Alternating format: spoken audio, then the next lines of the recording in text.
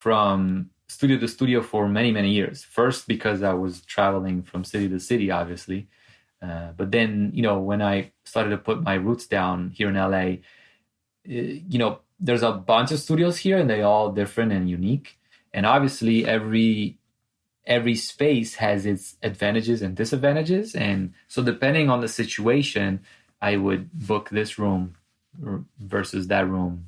So if I was to track vocals, for example, I don't need to be in a big room, in a big studio with, a 3,000 square foot, live room. I don't need to do that. So depending on that, I would jump around from place to place. However, that being said, I have it down to maybe like 5 or 6 studios that I use all the time.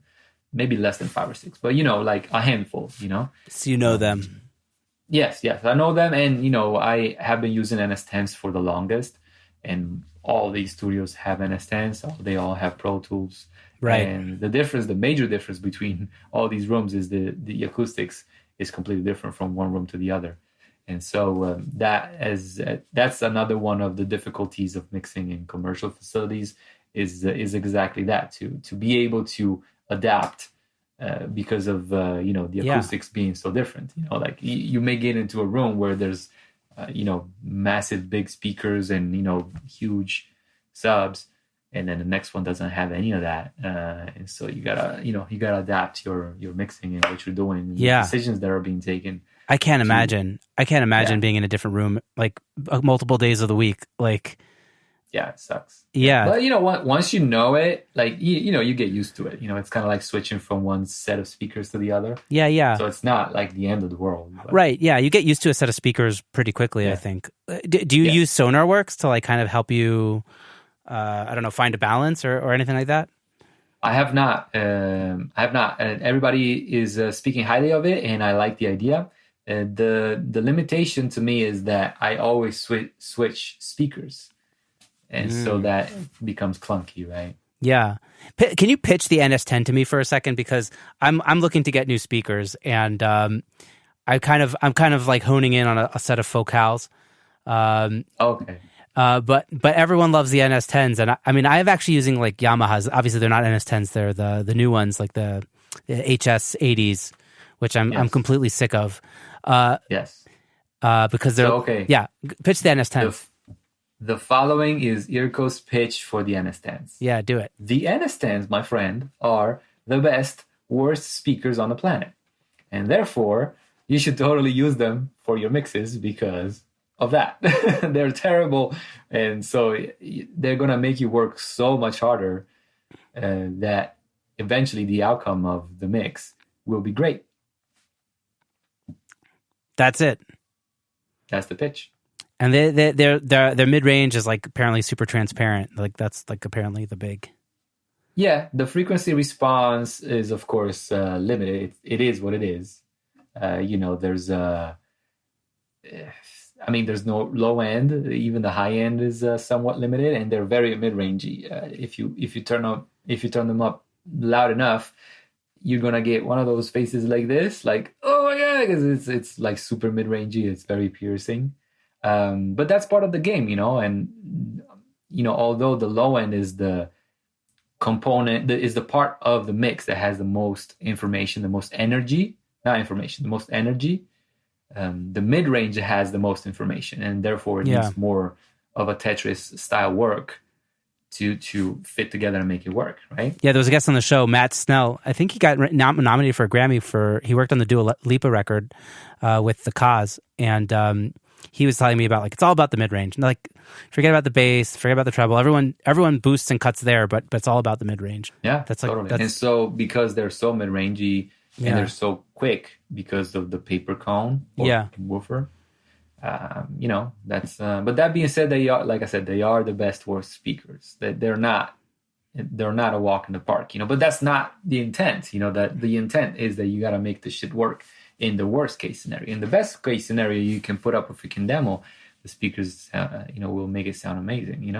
Yeah, totally. So I guess let's get into mixing. Tell me a bit about your approach. Like how do you mix? Like, do you have templates? Tell me about your routing. Are you hybrid, in the box, out of the box? Yeah.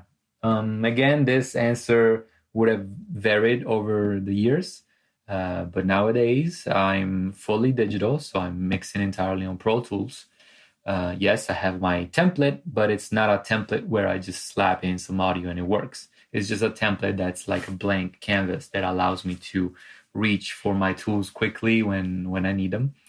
And I start off of that, and then so basically the end result of the mix in the actual session is varies every single time. It's completely different, though it may look the same because I have the same, the real estate of the screen is allocated to the same things on every session, but the actual treatment is completely different. It's all custom made every single time.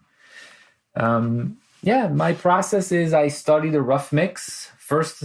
First of all, that's the first thing that I want to do. I want to get familiar with the record. I want to understand where the parts are, what does what, who's important, who's less important, where's the spatial placements, and all of those things. Then I dig into the multi-tracks of the files that are sent from the client. So that's either stems or the Pro Tools session or whatever the case. And that gives me a lot of insight into their intent, the producer or artist or whoever created this thing. The way they laid it out is very informative. So I want to understand what they've done. That being checked off, and now that I'm familiar with that, then all this information is moved out of the original session and into my mixing template. This allows me to have access to the original content, just in case I need to go and see what they did. Did they do an automation here? Did they use this or whatever?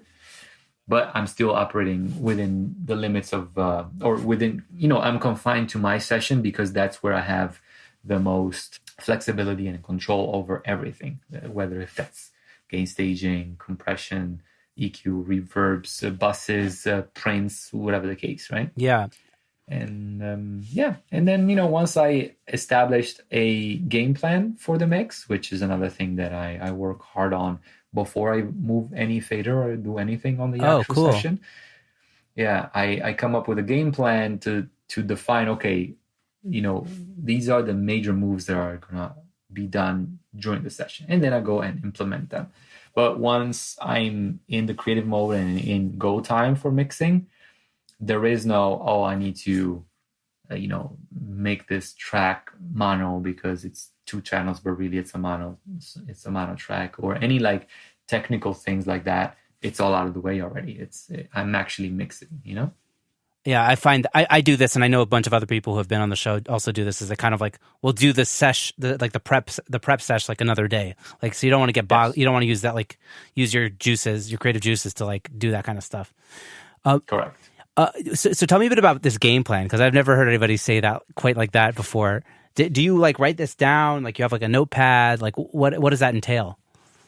Yes. So imagine like in this song that we're about to mix, there's a guitar and there's a piano, right?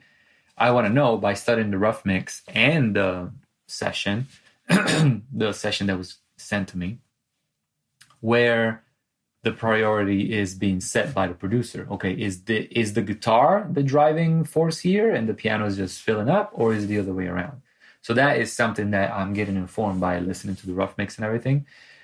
But I also need to take that in consideration. So unless the artist is asking for a specific, direction that's contradictory to whatever I'm hearing, which happens, I need to make sure that I'm establishing these ranks. Guitar number 1, piano number 2, if that's what we're talking about. Or is this a single voice kind of performance, or is this a double, a crowd kind of thing, right? So all of these things I need to make sure that I plan out and figure out what we're doing.